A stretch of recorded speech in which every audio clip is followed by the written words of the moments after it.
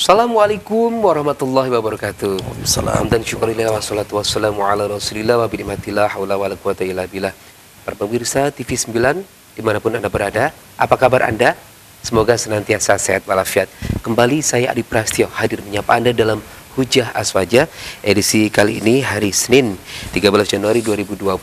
Seperti biasa kami akan hadir dengan tema-tema yang berbeda, dan tema kita kali ini tentang kontekstualisasi pesan Isra Mi'raj. Bersama saya sudah hadir narasumber kita Ustadz Dr. Haji Fauzi Palestine SHUM MAG dari PWNU Jawa Timur. Kebetulan juga beliau sudah hadir, malah lebih hadir terlebih dahulu daripada saya. Begitu Ustaz. Assalamualaikum Ustaz. Waalaikumsalam warahmatullahi wabarakatuh. Alhamdulillah. Ustaz Fauzi Palestine ini adalah salah satu narasumber TV 9 yang hampir tiap bulan bolak-balik ke Mekah untuk melaksanakan ibadah umroh, Masya Allah. Semoga rezekinya menular kepada kita semuanya. Amin ya Rabb. Terutama dulur-dulur yang ada di rumah Masing-masing. setia Hujah Aswaja, terutama hostnya sama produsernya Ustaz. Insya Allah segera Allah panggil ke tanah suci ya. Oke, Ustaz, ini kita masuk di bulan Rajab ya Ustaz ya. Sudah hampir 2 minggu ya sudah masuk di bulan Rajab. Dan kita tahu pemirsa bahwasanya bulan Rajab itu adalah salah satu bulan-bulan yang istimewa, yang diistimewakan oleh Allah.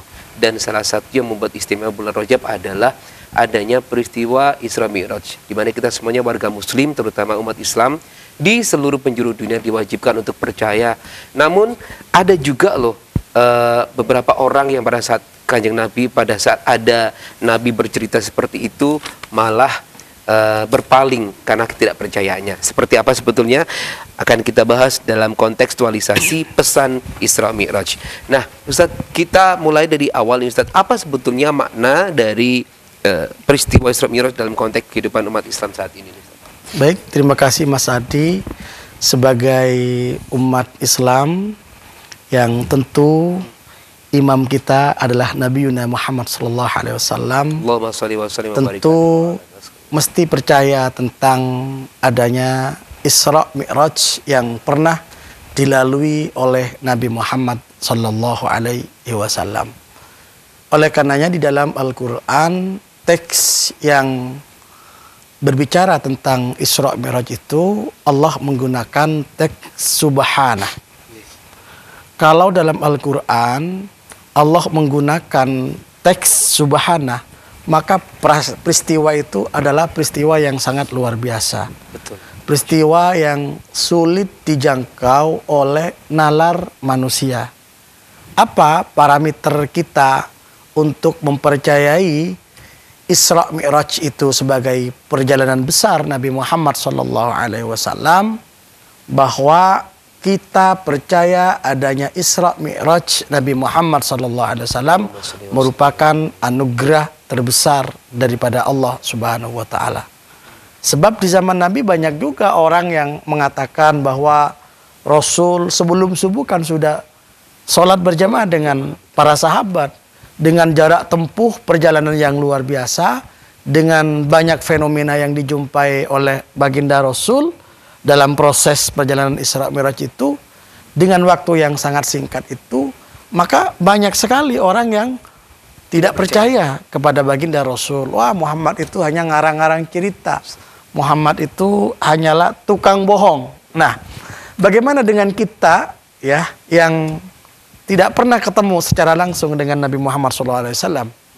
Bagaimana dengan kita yang dulu tidak berkumpul dengan Rasulullah SAW, lalu kemudian yang jaraknya 15 abad yang lalu, tapi kita mempercayai terhadap Isra Mi'raj Nabi Muhammad SAW, maka ini merupakan anugerah yang luar biasa Allah berikan kepada kita semua.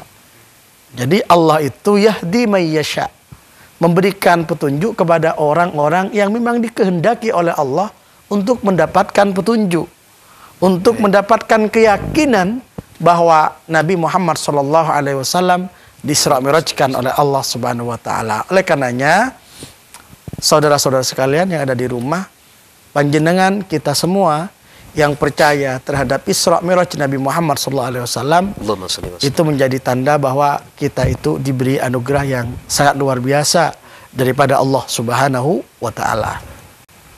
Baik, Ustadz, tadi Nyenengan sebutkan juga dalam peristiwa Isra Mi'raj itu juga terjadi malam hari. Dan waktunya juga sangat singkat kalau bagi kita. Betul. Oleh karena itu tidak heran juga banyak orang-orang yang pada saat itu tidak percaya. Betul. Ataupun sedikit bergeser imannya. Karena jarak tempuh antara Mekah dan juga ke Masjidil Masjidil Aqsa. Aqsa itu sangat jauh sekali. Bahkan di situ juga ketika Mi'rajnya diikuti dengan berbagai macam peristiwa sampai bolak-balik bahkan penentuan sholat 5 waktu itu juga dari situ. Itu ditempuh dalam jarak waktu 1 hari. Subuh bisa langsung subuhan di Mekah.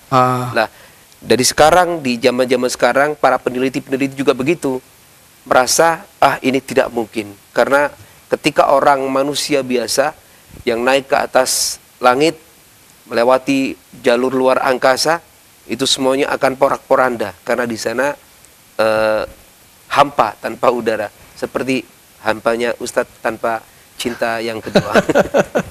Nah, itu bagaimana Ustadz halnya semacam itu bisa terjadi? Jadi tidak semua apa yang terjadi kepada Rasulullah SAW itu mampu dinalar oleh akal manusia. Sehebat-hebat manusia itu kadang nggak mampu menembus akal apa yang dialami oleh Rasulullah SAW. Contoh misalnya ketika Rasul berada di sisi kanan Masjid Nabawi ya, yang sekarang menjadi Masjid Ghamamah itu, Rasul khutbah di situ, lalu tiba-tiba ada awan yang menaungi terhadap Rasulullah SAW. Ini kalau kita dikejar-kejar akal, kok bisa? Nah, begitu ya. Ketepaan mungkin. Ketepaan mungkin atau gimana. Jadi dalam kehidupan ini ada hal yang memang akal kita tidak mampu menjangkau. Hal itu ya termasuk itu perjalanan Isra Mi'raj Nabi Muhammad SAW. Tapi bukan berarti itu tidak fakta. Ya, hanya akal kita aja yang tidak mampu mendemus kebenaran fakta itu. Dari sini bahwa orang yang percaya kepada Isra Mi'raj Nabi Muhammad SAW sekali lagi itu adalah memang anugerah daripada Allah Subhanahu Wa Taala dan sesuatu yang memang bisa kita rasakan, bisa kita nikmati, kita percayai keberadaannya ya memang ya ndak harus semua bisa empiris ya, begitu ya. Empiris bisa apa ya, bisa kita lihat contohnya. Ada angin misalnya. Angin itu kan real ada. Adakah orang yang bisa melihat keberadaan angin? Secara zahir tidak ada. Itu gambaran kecilnya saya kira seperti itu. Jadi Isra Mi'raj Nabi Muhammad SAW itu sesuatu yang sulit dijangkau oleh nalar manusia. Pendekatannya bukan pendekatan rasional lagi, tapi itu adalah pendekatan keimanan kepada Allah dan Rasulullah SAW. Ketika pendekatannya adalah keimanan kepada Allah, kan Allah sudah bilang, Innallaha la yahdi man ahbabta walakinallaha yahdi man yasha. Orang yang dicintai Nabi aja belum tentu dapat petunjuk daripada Allah Subhanahu wa taala. Jadi Allah itu hanya memberikan petunjuk, Allah memberikan sebuah anugerah kepada seseorang yang orang itu memang dikehendaki oleh Allah Subhanahu wa taala.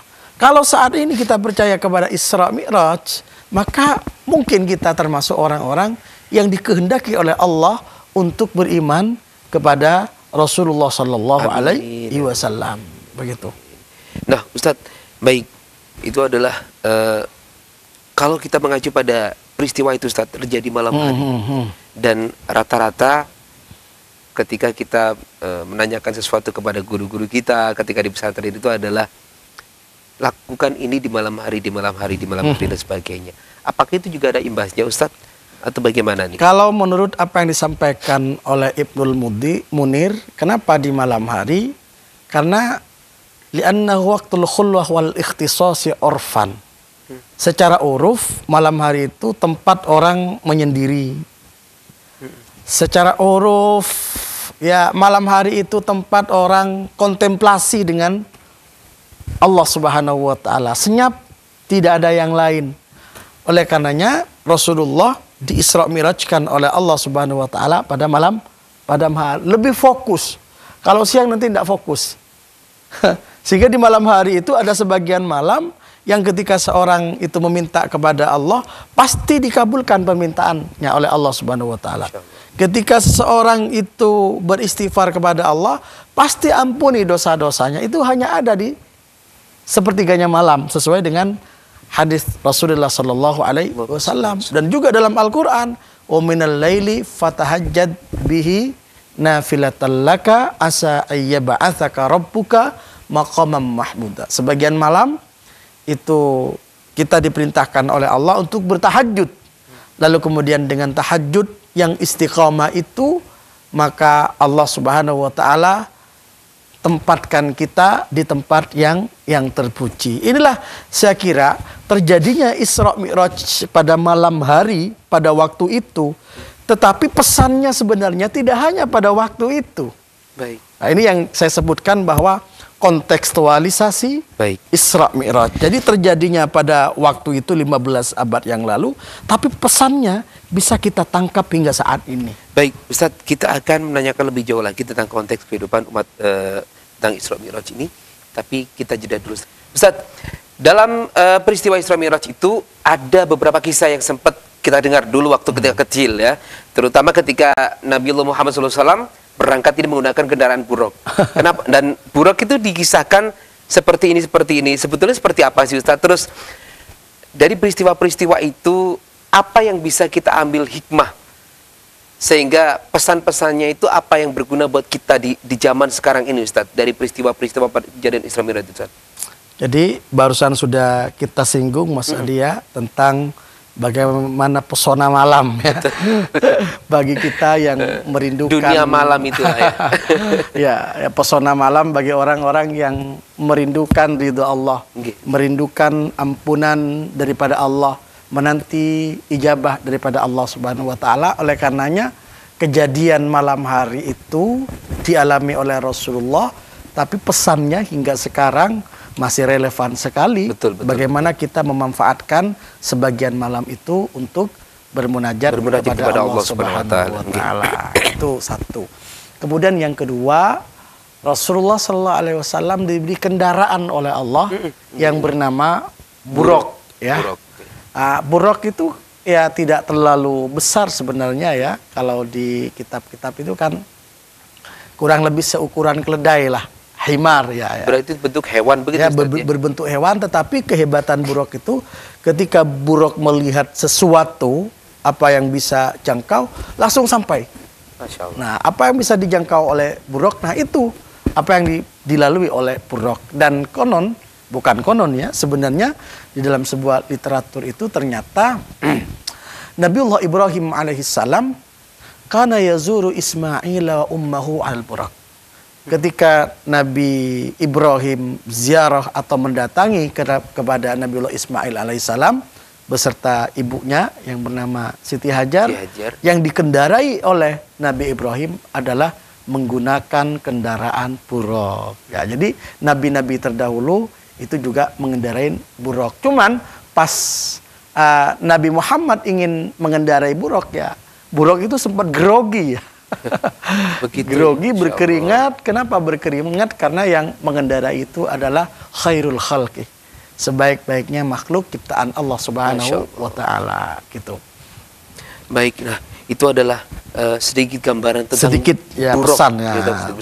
Nah, Ustadz, kalau kita setelah mengenal atau mengetahui kisah ketika Nabiullah Muhammad SAW melaksanakan Isra Mi'raj menggunakan kendaraan buruk, itu juga diikuti dengan ada kejadian-kejadian. Nah, kejadian-kejadian itu rentet sekali Ustadz, sampai hingga akhirnya ke Sidratul Muntaha. Boleh diingatkan sedikit lagi Ustadz dan kita sudah lupa kayaknya tentang itu. Ya, mulai dari pembelahan ya kalbu Nabi Muhammad SAW yang disucikan oleh malaikat Jibril, lalu ditanamlah di dalamnya hilman ya, kesabaran ya, pokoknya dibersihkan ya. Sebenarnya Allah itu bisa-bisa saja berkehendak ya kepada Nabi Muhammad tanpa adanya proses itu. Tapi kenapa kok ada proses itu? Betul. Ada pembedahan itu ya. Itu sebenarnya sebuah pesan kepada kita bahwa orang menuju kesucian ya. Orang menuju pada sambungan hati dan pikiran yang kuat dengan Allah, yang kalau dalam bahasa sekarang ini Mas Adi ya di jalur sufi ya, di jalur tasawuf ya, kebersihan hati ya, tazkiyatun nufus, itu memang butuh yang namanya proses. Oleh karena di kalangan Nahdlatul Ulama, proses itu alhamdulillah kita sudah punya kendaraannya, disebut dengan thariqah ya. Thariqah makanya di Nahdlatul Ulama ada yang namanya thariqah mu'tabarah. Ini sebenarnya pesannya dari dulu ya, bagaimana proses Nabi Muhammad SAW bersama malaikat Jibril itu, sehingga kalau sekarang orang ingin menjadi hatinya bersih, ingin menjadi hati yang tulus karena Allah, kesufiannya kuat, itu butuh yang namanya proses ya, begitu Mas Adi. Baik Ustadz, dari proses itu kalau dulu Kanjeng Nabi kan terlihat. Nah kalau kita orang-orang yang hidup di zaman sekarang, bagaimana indikator kita kalau proses itu sudah mulai terjadi pada diri kita Ustadz? Ya biasanya dalam sufi itu kan kalau ingin berproses pembersihan hati ya, agar hati kita benar-benar sambung kepada Allah ya, harus ada mursyid ya. Oh, baik. Ya dalam dunia sufi itu orang yang ingin mendalami dunia tasawuf, ingin mengambil salah satu jalur thariqah ya, dia harus ada mursyid, harus ada pembimbing. Beda dengan ilmu fikih ya. Ilmu fikih kita itu bisa belajar satu kitab Fathul Qorib, lalu kita kembangin, buka kitab-kitab yang lain yang lebih besar, itu kan sangat ya tidak mungkin ya kita belajar sampai kitab yang besar-besar secara langsung kepada guru kita ya. Kita buka-buka sendiri. Itu fikih tidak masalah. Tetapi kalau urusan tasawuf ya, urusan berthariqah ini memang harus ada mursyidnya, harus ada pembimbingnya. Baik. Sehingga dalam istilah tasawuf, orang yang dalam konteks tasawuf ya tidak berguru, maka bergurunya nanti kepada setan. Naudzubillah min dzalik. Nah ini teman-teman, dulur-dulur kalau mengetahui tetangga saudaranya kalau melakukan hal semacam itu tidak ada gurunya, mending segera ditegur. Cari guru. Ya, cari guru. Cari ini, tidak apa-apa, sama Ustadz Fauzi. Baik, Ustadz, apa relevansi dari peristiwa Isra Mi'raj terhadap semangat persatuan umat Islam di dunia modern ini, Ustadz? Di zaman modern ini. Yang saya tangkap dari peristiwa Isra Mi'raj Nabi Muhammad SAW, kita tahu bahwa Nabi itu ketika kumpul dengan nabi-nabi yang lain, oleh nabi-nabi yang lain dinobatkan sebagai seorang imam ketika sholat berjamaah. Baik. Dalam qasidah itu, Sallaita ya Muhammad bi jam'il mursalina kunta fihim imaman wa kanu muqtadina. Nabi Muhammad sholat dengan para nabi dan Nabi Muhammad menjadi seorang imam. Jadi nabi-nabi yang lain yang lebih senior tidak mau menjadi imam. Beliau-beliau maunya bermakmum kepada Nabi Muhammad SAW. Insyaallah. Tetapi gini, yang pesan menariknya ini. Ketika Nabi itu mendapatkan sebuah perintah daripada Allah Subhanahu wa taala untuk melakukan yang namanya sholat, yang dari 50 turun ke 5. Itu kan sebuah proses, tahapan-tahapan di mana Rasulullah itu masih berdiskusi dengan seniornya yang bernama Nabiullah Musa alaihissalam. Nabiullah Muhammad SAW diskusi dengan Nabi Musa. Jadi, ya, dialog. Ini artinya apa? Bahwa Nabi itu walaupun sudah dianggap sebagai khairul anbiya, Nabi yang paling keren, luar biasa, tapi Nabi tidak pernah melupakan orang yang ada di atasnya, yang lebih senior. Nabi Muhammad berembuk ya dengan Nabiullah Musa alaihissalam. Ini saya kira pendidikan akhlak yang baik ya bagi kita semua ya. Jangan karena kita misalnya, wah saya pendidikan sudah S1, pendidikan sudah S2, pendidikan sudah doktor, lalu kemudian kita menyepelekan guru-guru kita yang mengajarkan alif ba ta sa itu. Tanpa ada guru-guru kita yang mengajarkan abba ta sa itu, kita nggak mungkin menjadi seorang sarjana, magister, Betul. apalagi sampai doktor. Ini pesan penting yang harus kita kontekstualisasikan dalam kehidupan kita sehari-hari.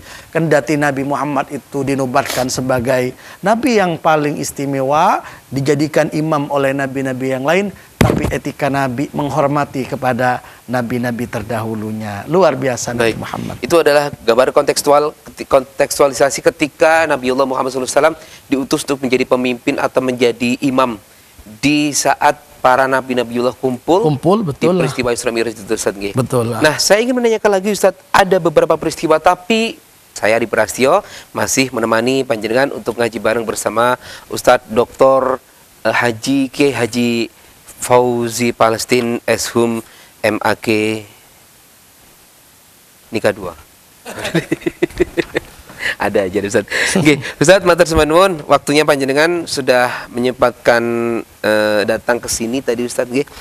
Dan sempat kita tanya-tanya juga Ustaz, sebetulnya banyak sekali nih yang pengen saya tanyakan tadi ketika panjenengan menyampaikan bahwasanya ketika Nabiullah Muhammad SAW itu dipimpin, ditunjuk menjadi seorang pemimpin, itu beliau masih tetap rendah hati. Artinya tidak mengunggulkan dirinya. Itu adalah korelasi dari apa yang terjadi pada saat itu. Nah Ustaz, kalau peristiwa yang di situ dijelaskan juga ada anak memukul-mukul, dipukul-pukul kepalanya, ada juga yang mohon maaf nih ada yang telanjang, ada juga yang makan bara api. Itu apa Ustaz korelasinya di dalam kehidupan kita sehari-hari sekarang ini Ustaz? Jadi ketika Rasulullah dalam proses Isra Mi'raj itu ya, jadi ada banyak peristiwa yang dijumpai, tidak hanya sholat itu ya. Di antaranya adalah bagaimana ada orang yang dihancurkan kepalanya, setelah hancur diutuhkan lagi, ya, hancur diutuhkan lagi. Lalu malaikat Jibril ditanya oleh Nabi Muhammad, Jibril ini apa ini? Kok ada orang kepalanya dihancurin, lalu kemudian diutuhkan, dihancurin lagi. Bagaimana jawab malaikat Jibril? Wahai Muhammad, itu adalah haula'il ladzina tatathaqal ru'usuhum anis salatil maktubah. Mereka Muhammad adalah orang-orang yang berat untuk melakukan sholat maktubah. Bukan tarikus sholat ya, tapi berat untuk melakukan sholat maktubah. Berat itu kayak bagaimana ya? Mohon maaf ya, itu kan kadang terjadi kepada kita ya. Sudah masuk waktunya zuhur ya. Nantilah jam 1. Nantilah jam 2. Ya. Itu termasuk yang tatathaqala ru'usuhum. Oleh karenanya Nabi Muhammad SAW muru auladakum bis-shalah wa hum abna'u sab'i sinina. Nabi perintahkan kalau kamu punya anak umurnya 7 tahun, ayo kamu ajarkan anak-anak kamu, anak-anak kalian itu untuk melakukan yang namanya sholat. Wadribuhum 'alaiha wa hum abna'u 'ashri sinina. Kalau sudah sampai 10 tahun boleh dipukul. Ya, tetapi mukulnya itu bukan nempeleng ya. Dalam fikih yang saya tahu itu dipukul betisnya. Dipukul betisnya. Jadi ini betapa pentingnya sholat. Jadi tarikus sholat itu lain lagi itu tarikus sholat. Ini yang tatathaqal. Ya, berat sekali untuk melakukan sholat yang kemudian menunda-nunda dia di dalam melaksanakan ibadah sholat, itu ancamannya sangat besar sekali di hadapan Allah Subhanahu wa taala. Mudah-mudahan kita diselamatkan dan diampuni oleh Allah Subhanahu wa taala, begitu. Baik. Nah, Ustadz, dari situ tadi kita disebutkan juga mulai dari 7 tahun. Kenapa sih Ustadz harus dibina dari 7 tahun? Kok tidak dari kecil? Kok tidak mulai dari 5, 4? Bagaimana Ustadz? Karena 7 tahun ini ya usia-usia yang sudah bisa dididik ya. Karena di dalam dunia pendidikan itu ada batasan-batasannya juga. Umur misalnya 4 tahun ya, kita disuruh misalnya untuk baca Al-Quran ya di luar batas kemampuannya. Jadi saya kira standar agama itu sangat bagus. Tapi kalau misalnya diperintahkan untuk melakukan sholat sebelum umur 7 tahun, umur 5 tahun, 6 tahun sudah kita didik, itu malah sangat bagus sekali.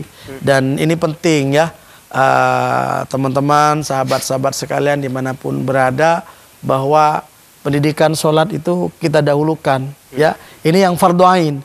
Jangan sampai anak cucu panjenengan itu suatu saat menjadi seorang insinyur misalnya, menjadi seseorang yang ahli di bidang sains dan teknologi, tetapi sholatnya nggak baik, sholatnya nggak benar.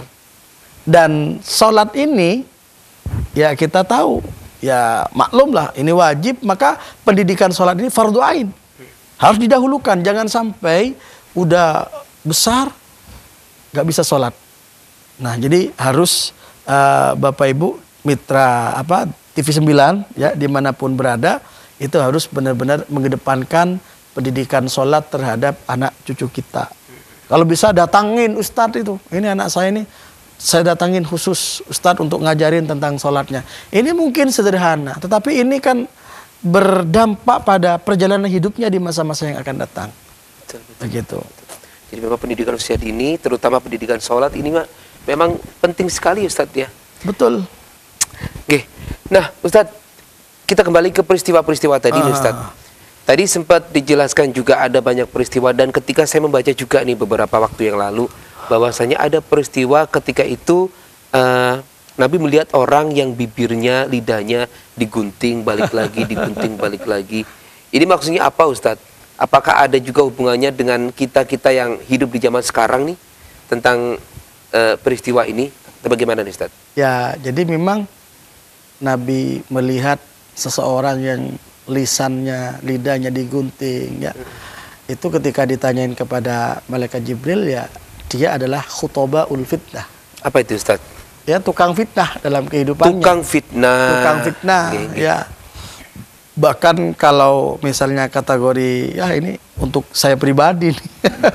Untuk apa ya? Untuk jamu ya, untuk bagi para dai ya. Ya, Pak, yaquluna ma la taf'alun.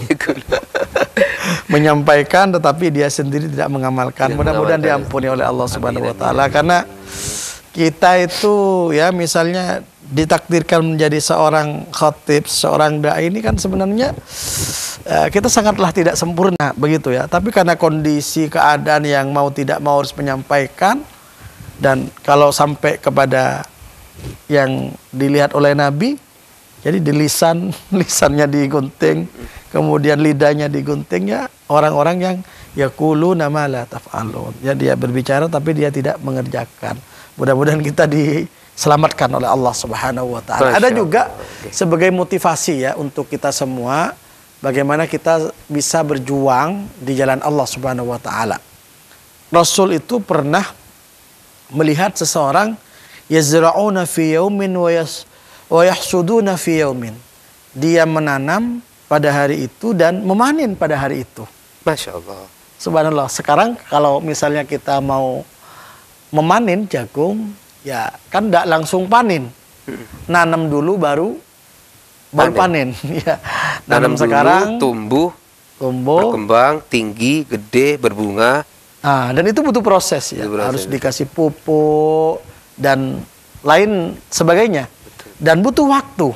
Tidak langsung memanen. Nah, ini Rasul melihat sebuah kaum yazra'una fi yaumin wa yahsuduna fi yaumin. Dia menanam pada hari itu, memanen pada hari itu. Kullama hasadu ada kama kana. Ya begitu. Ketika memanen lagi, pokoknya nggak selesai. Ya, nanam panen. Rasul tanya kepada malaikat Jibril, siapa itu wahai Jibril? Ternyata malaikat Jibril menjawab, haula'il mujahiduna fi sabilillah. Mereka itu Muhammad adalah orang-orang yang senantiasa dalam hidupnya berjuang di jalan Allah Subhanahu wa taala. Tudha'af lahumul hasanah bisab'imi'ati dha'fin. Kebaikan-kebaikannya dilipat gandakan oleh Allah Subhanahu wa taala hingga 700 lipatan. Baik. Jadi orang-orang yang berjuang di jalan Allah Subhanahu wa taala. Baik, berbahagialah untuk panjenengan yang sudah punya kesempatan untuk bisa menyebarkan, men-sharekan agama Islam, atau dengan cara berbagai macam cara, baik jadi guru, jadi presenter, jadi khotib. Ya, nanti kita kembangkan Oke. ya. Apakah Baik. kita ini termasuk sabilillah atau enggak? Terima kasih pula Anda tidak bosan-bosannya untuk menyimak Hujah Asfaja dari setiap minggu dengan tema-tema yang berbeda. Nggih. Dan kita kali ini mengangkat tema tentang kontekstualisasi pesan Isra Mi'raj bersama Dr. Haji Fauzi Palestin, Eshum MAG. Dan tadi kita sudah membahas tentang peristiwa-peristiwa yang ada di Isra Mi'raj dan korelasinya dan hubungannya apa, dan bisa kita ambil hikmahnya seperti apa. Nah Ustadz, tentang peristiwa-peristiwa di Isra Mi'raj, Ustadz, sebetulnya apa sih makna teologis dari peristiwa Isra Mi'raj dalam konteks ajaran Islam nih Ustadz? Jadi memang kita secara teologis ya, secara akidah kan harus percaya amantu billahi wa malaikatihi. Dari peristiwa-peristiwa itu. Iya. Yang Ya. meskipun kadang secara akal sehat, secara akal manusia tidak nyambung juga, Ustadz. Iya, ya. Ya, kan memang tidak harus dinalar. Dinar. betul Ustadz. Betul. Kayak misalnya malaikat itu ada nggak yang kita bisa melihat malaikat ya? Iya. Kalau ada orang yang sekarang ngaku-ngaku interaksi dengan malaikat ya Bisa kirim pesan juga, Ustadz. kita mempertanyakan tentang hal itu semua, dan kita percaya tentang adanya malaikat karena itu syarat mutlak untuk sampainya keimanan kita kepada Allah Subhanahu wa taala. Makanya dalam redaksi akidah kita itu kan amantu billahi wa malaikatihi wa kutubihi wa rusulihi wal yaumil akhir. Nah, ini kan sebuah keimanan. Jadi sebenarnya pesan teologisnya adalah bahwa mau tidak mau kita harus memaksakan diri kita, ya kita umat Islam ya, bukan agama lain ya, bahwa Isra Mi'raj itu benar-benar ada. Harus kita yakini sebagai orang yang beragama Islam. Nah, gimana orang yang tidak percaya kepada Isra Mi'raj? Ya bisa kafir. Karena tidak percaya terhadap mukjizat yang dimiliki oleh Nabi Muhammad sallallahu alaihi wasallam. Itu ancamannya ya, Ustadz ya. Begitu, iya. Kan gimana ya, lawang setelah ada nabi-nabi dari pendahulunya itu, lalu khotamun nubuwah itu kan Nabi Muhammad SAW kan, nabi pamungkas itu kan Nabi Muhammad. Nah, kita mau tidak mau harus percaya terhadap keberadaan Nabi Muhammad SAW sebagai seseorang yang diutus oleh Allah untuk melaksanakan ar-risalah an-nubuwah itu. Begitu, walaupun syariat Nabi Muhammad tentu tidak sama dengan syariat-syariat nabi-nabi pendahulunya. Begitu. Baik, Ustaz, tentang risalah nubuwah tadi, Ustaz. Apa implikasi Isra Mi'raj terhadap ini, Ustaz, terhadap konsep nubuwah dan risalah Islamiyah ini, Ustaz? Jadi implikasi Isra Mi'raj itu ya secara pendekatan teologis tadi sudah kan. Tapi sebenarnya ada banyak hal yang perlu kita resapi dalam kehidupan kita bersama, sehingga Isra Mi'raj itu hadir ya tidak hanya sebagai wacana yang ada di dalam otak kita, tetapi sebagai suatu pesan-pesan ya moral, menjadi motivasi dalam kehidupan kita bersama. Contoh diantaranya adalah bagaimana Rasul itu dulu ya pernah melihat potret orang yang berjihad di jalan Allah Subhanahu wa taala, yang kemudian dikuatkan dalam Al-Qur'an bahwa orang yang berjihad di jalan Allah, berjuang di jalan Allah, Allah katakan mereka tidak mati. Wala tahsabannalladzina qutilu fi sabilillahi amwata bal ahya'un inda rabbihim yurzaqun. Itu diantaranya. Lain lagi tentang sholat ya. Bagaimana sholat ini membentuk kepribadian manusia. Ini saya kira kan berangkat dari Isra Mi'raj Nabi Muhammad SAW. Pesannya tentang sholat pada waktu itu, tapi implikasinya benar-benar dirasakan hingga sekarang bagi orang-orang yang melakukan sholat. Dan dalam Al-Quran itu dikuatkan ya bahwa innas sholata tanha anil fahsya'i wal munkar. Maka sekurang-kurangnya orang yang melakukan sholat ya pasti ada rem dikit lah, ada rem ya. Yang namanya manusia kan tidak ada yang sempurna ya, Mas Adi ya, pasti ada kekhilafan, ada kekurangan.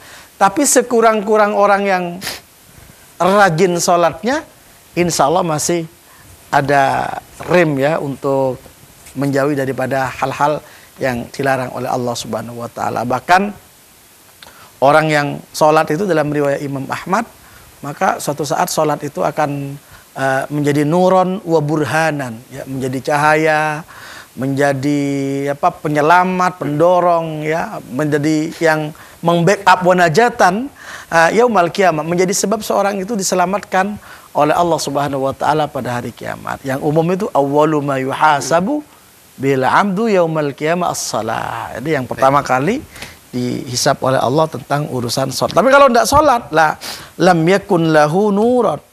Ya, lam yakun lahu nuron wala burhanun. Ya. Lam yakun lahu nurun wala burhanun wala najatun. Tidak ada cahaya, tidak ada yang dinanti-nanti, tidak ada yang menyelamatkan dia. Wa kana yaumal qiyamah ma'a Qarun. Dan kelak pada hari kiamat berkumpul dengan Qarun, berkumpul dengan Fir'aun, dan seterusnya orang-orang yang tidak taat di jalan Allah Subhanahu wa taala. Masya Allah, begitu luar biasanya Ge. Peristiwa Isra Mi'raj yang ternyata membawa imbas yang sangat besar kepada kehidupan seluruh manusia ini. Nah, Ustadz, kalau bisa kita tarik garis sejarah nih, Ustadz. Apa saja sih perbedaan antara catatan sejarah tentang Isra Mi'raj dalam sumber-sumber Islam klasik dan modern itu, Ustadz?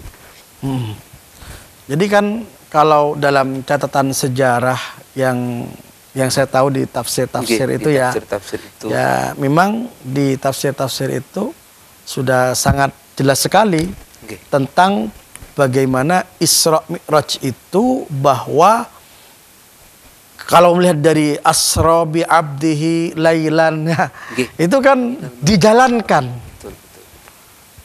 Allah itu menjalankan kepada Nabi Muhammad. Ya, kalau andaikan menggunakan di sana saro, bukan asro, beda ini. Secara kebahasaan sudah berbeda. Maknanya antara asro dengan saro itu beda. Kalau asro berarti Nabi Muhammad itu ada yang menjalankan. Siapa yang menjalankan? Allah Subhanahu wa taala.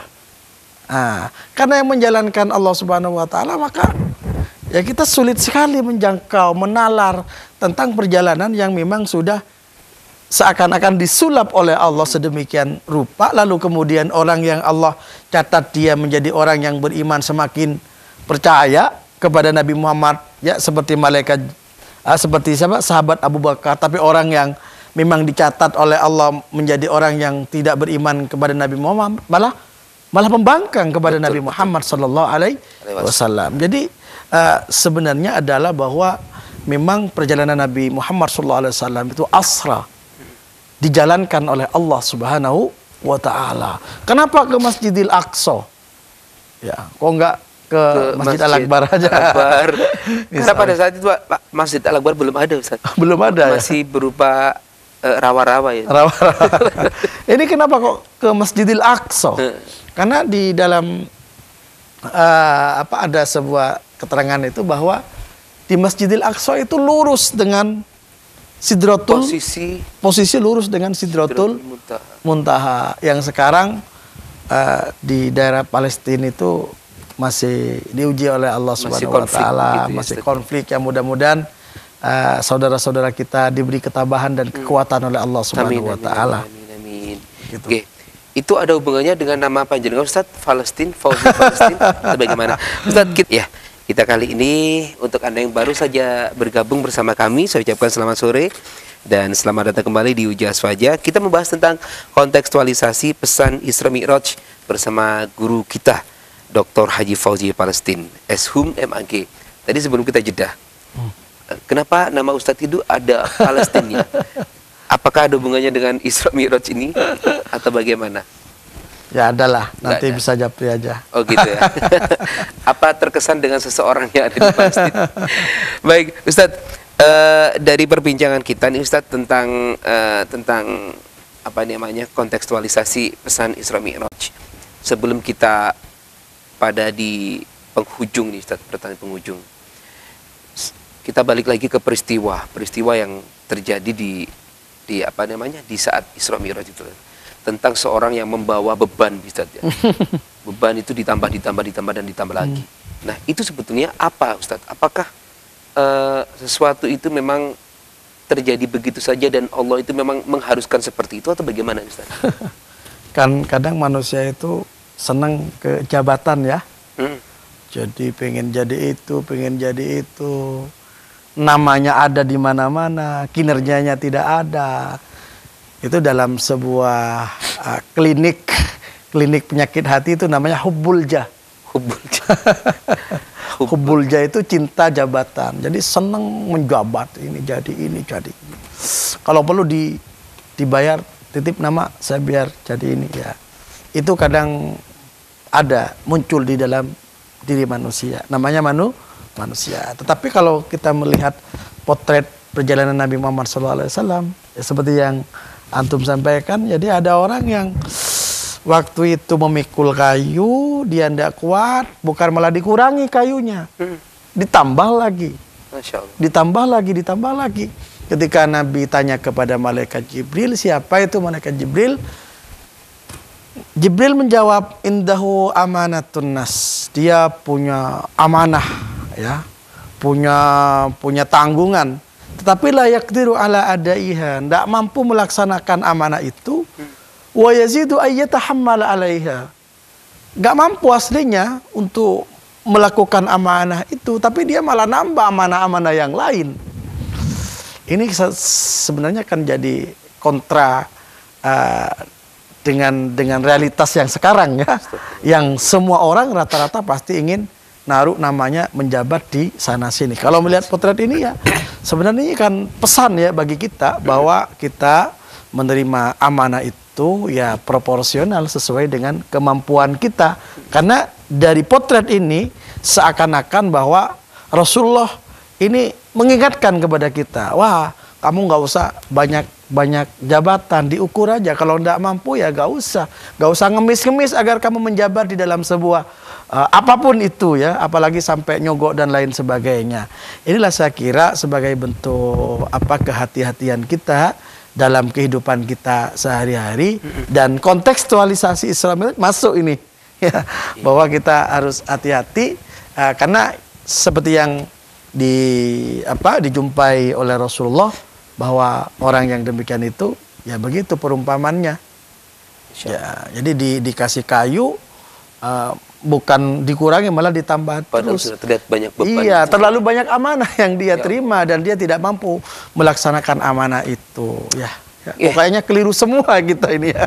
Betul, Ustaz. Nah, ini pemirsa yang lagi menonton, ini pasti kita banyak sekali mengambil hikmah dari apa yang diterangkan oleh Ustadz, dari mulai peristiwa 1 sampai selanjutnya. Ustadz, terima kasih sudah memberikan pencerahan yang sangat istimewa. Semoga menjadi maunah baik buat kita semuanya, terutama untuk menjalankan kehidupan kita sehari-hari ke depan untuk menjadi lebih baik. Matur sembah Ustadz Rabuy. Sama-sama. Kita berjumpa lagi di kesempatan. Semoga panjenengan sehat selalu, umurnya juga lancar.